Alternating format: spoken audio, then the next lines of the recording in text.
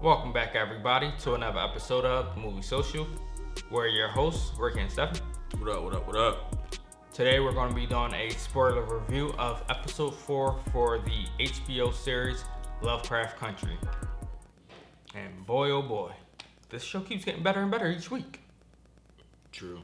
I mean, we're finally on to a bit more with this one, where they're hunting down these lost pages in this book of spells and the book itself.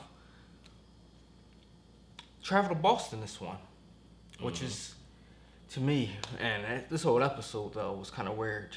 It was crazy. A bit weird, especially towards the end. Yeah, definitely. But first off, our witch. I don't want to say witch either. Our spellcaster, sorceress, yeah, might be better to me. Confronts the characters this time, again. Pulls up to the damn, I really want to call this a mansion because it's 13 bedrooms. 13 bedrooms is a mansion, bro. Pulls up to this mansion, mind you. She pulls up in her silver vehicle. Gets out the car and it shows on the sidewalk with an arrow saying black. Like that's how they're gonna treat us. You got a label, let everybody in the town know this is a black house. If you go there, beware. But I did like one thing when she tried to get into the house, got blocked because of the voodoo that was done in episode 3 with the blood mark on there, kept her from coming in. She kind of was taken back by surprise with that. But she then divulges about the missing pages and everything that was left out of the conversation. And so it had Leti go off on tick at the library, which I thought was a funny scene. Because you got the little boy in there reading, keeps telling them to be quiet. They walk off. She, of course, has this anger problem still. They walk back to the table. The little boy tells her to be quiet again and moves. Then she storms out of there because she wants him to ask his father for help with all this because his father knows some stuff going on about all of this. He doesn't want to involve him at all because, their relationship. But after she storms off, he still is a bit loud, and the boy, once again, gets attitude and tells them to be quiet. Then eventually they wind up still meeting with his father at the bar. His father, reluctantly at the end, decides to help them. After he spilled some beans. Yeah, that he didn't want to spill. That's always funny to me. Like, you try to hide something, but at the end you actually end up spilling the beans, essentially, or dropping hints of that you know more than what you're alluding to, which was pretty funny. Yep, and then he also burnt one of the books as well. You don't find that out. Well, you see it, but you don't know the importance of it till further in the episode. Yeah. But then they all decide to go to Boston to this museum to as their first stop for the clues towards this book and everything and lost pages. But in order to do that, they're going to have to use Uncle George's car, and so Uncle George's wife and child must tag along. Unfortunately for them. And then also, another stranger decides to tag along with them because he's on his way to Philly. It's the same guy from episode 3 who said that he had sex with Leti in high school. Yeah, well, no, he was in episode 1 too. I don't remember episode 1 and 3. But I do remember him more so in 3 because episode 1 when Tick first walked into the bar the first time, he told him to go out back because the guy was in the back. Gotcha. Because they referenced that in this one too about that. And so they're off to Boston to get to the museum. Apparently, this guy also references that Tick's father knew about the barkeeper's sexual activities and kind of alludes to that his father might also be involved in all that too. Of course, Tick did not like that at all. Walks away from him. But now, this is twice in this episode that this guy has been chastised by both Tick and Leti. she confronts him about him trying to say that he had sex with her when she was a virgin the whole time. Well, no longer one, but yeah. Prior to last episode, she was a virgin. So that lie could obviously never happen. Yeah, and then we find out that Tick's father has connections with a whole bunch of people that have gone to this bar and all that, including one security guard for the museum, who sneaks them back in at night, where they discover the entrance, which I might add was a nice, touching way of unlocking that entrance, having to use the light and all. Oh, with the moonlight? Yeah. To find the button, which was a tooth. On an alligator, I think. Or, yeah. To open up the door under the statue, which leads them down to a tunnel. Labyrinth. Yeah, it was more so like a labyrinth. Yeah, with 3 different routes. And luckily, Tick does select the right way, which eventually leads them into, which I might add before I even get into where it leads them. That whole setup, though, was genius. Something out of Indiana Jones and all, in a way. Agreed. Where they go under this tunnel area, they have a wooden plank that they have to walk across. And of course, they're kind of scared because they don't know how old it is and all. But apparently, it's magical. Because after they get across to it, it starts to disappear before Tick's father gets over to it.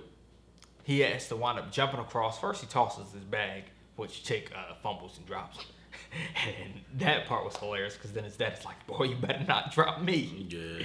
And he almost did drop him, too, because them being caught almost stumbles, both of them almost about to fall. But then they have to run across this because now it's starting to disappear. But at the other end, it's a portal. Well, not portal, but doorway that they have to solve a puzzle, a riddle to open it. And his father is actually the one that knows the answer to this because of the book that he burned beforehand. Yep, and this is when we found out that he burned the book. Well, the importance of it. And they just by the skin of their teeth make it through before the wooden plank disappears completely. Yep. And then it's starting to fill up with a lot of water around them now. Yeah, because of the moon. We all know that the ocean, the moon, controls the high tide and the low tide of it affects it a lot. Great. Yeah. And another interesting tidbit is they actually stumble upon one of the neighbors. So floating in the water. So that tells us as well. Well, we also do find out later on in the episode that the elevator is like a portal essentially, because it goes from Boston, which that place is underneath Boston essentially, all the way to Chicago. To that mansion. Yeah. On the north side. And so he's trying to get Tick's trying to get Leti to go onto the elevator to go back home. Because he feels like it's too dangerous for her. And of course, she's a strong, independent black woman that don't need nobody to protect her. Storms off angrily into the direction that they need to go in. And Tick just looks puzzled at his dad like, all right, let's come on. And then they stumble upon another gateway. Now, this time the water is starting to flood up heavily. And which Tick actually has to use his blood to open it. Yeah. For a moment there, they were kind of scared. I'm not going to lie. I kind of thought his arm was going to get bitten off by something. Yeah. But then a ladder drops down through a hole in the ceiling. They climb into a particular room that has I believe it was Native American. It was definitely a civilization of people, for sure. Yeah, I believe they were natives. But now, granted, this scene might be kind of odd to people because it was had both male and female portions, male genitalia and a female upper body. Yeah, I think she said she was a spirit more so. Yeah, it was a male and female spirit. Yeah, which it was symbolic more so. And she was, first of all, she was dead. Yeah, but it kind of took me off guard for a second there though. Yeah, I didn't know what was going on. I thought it was like she's about to like jump on him and kill him. Yeah. But as the scene progressed, her body started to Become reanimate. more human. Reanimate herself. And what was awesome about the scene though was she was speaking in her native tongue, but Tick knew exactly, he was able to translate it. And nobody else could recognize Exactly, with not even knowing or hearing this language before, he was able to understand everything that she was saying. And so basically their dialogue goes through them talking about the past and his family. And she doesn't hold him accountable for his bloodline mistakes, but she says she won't help them Translate the pages. Yeah, correct. And so they quickly grab the pages, though, from her after she goes back to her seat and goes back to being stuck in that transition and state. And then at that same time, as soon as they grab the pages, like most places where it's a hidden temple or something like that, the windows break or something starts the water collapsing pressure, and the water just starts flooding the place. They get her to come with them, and they get back onto the elevator eventually, barely, because the pages start going away, and Leti has to go grab the pages. Mind you, they're holding their breath this whole time, which is, I found astonishing, because it had to be at least a few minutes that they was holding their breath under this water. Luckily, she manages to grab the pages and get to the elevator. They close the elevator door and get back up into the mansion in Chicago and phone Uncle George's wife to come back to Chicago because they're back there. And on the drive back, she's like, how the hell did they get to... Well, her daughter says, how the hell did they get to Chicago, basically? She didn't curse. I know she didn't curse, but basically, that was their basic premise of it. How did they get back there? And both of them was amazed and baffled about it. But at the same time, she notices her daughter is looking at her late husband's map. And after recognizing one location where he supposedly had died at, and of course nobody's given her answers to that other than the fact that he was shot or whatever. By like a dirty cop or something like that. Yeah. She decides to pull a U-turn and head there instead. And then we head back to Chicago with them, which I found was going to be big mystery here that we're going to have to find out later on down the line. Tick's father slits the throat. Bro, the entire time he was going in that room, I was like, yo, he about to do something stupid. He about to do something stupid. And what did he do? What does he do? Slices her throat, saying, forgive me, while doing it. Now, granted, this is going to be a prelude to something big happening because he's got a lot more that he's not telling. And he knows a lot more that he's not telling as well. But we're going to have to see the ramifications of that because she was starting to look like she might lean towards helping Tick unravel those pages and get to the bottom of all this. But I don't think his father... Yes, we know he wants to try and protect his son from all this, but as the events keep unfolding, we can see there is no protecting him from this. He's going to have to go through this one way or another. Yeah, because either somebody's going to be after him or something else. Yeah. But before we go, I have to acknowledge one scene that we did skip over. Between the cops there in Chicago that kidnapped, well, I'm not going to say kidnapped Leti, but so-called arrested her in episode 3. We know they are another member of a different chapter of this group that Tick's bloodline is from. Yes. Because they had a meeting with the lady where they want those pages, they want that mansion back. They don't want her, nothing to do with her at all. They want her out of here. Not at all. And he sends 2 of his deputies and all to follow her back to her place to find out what's going on. But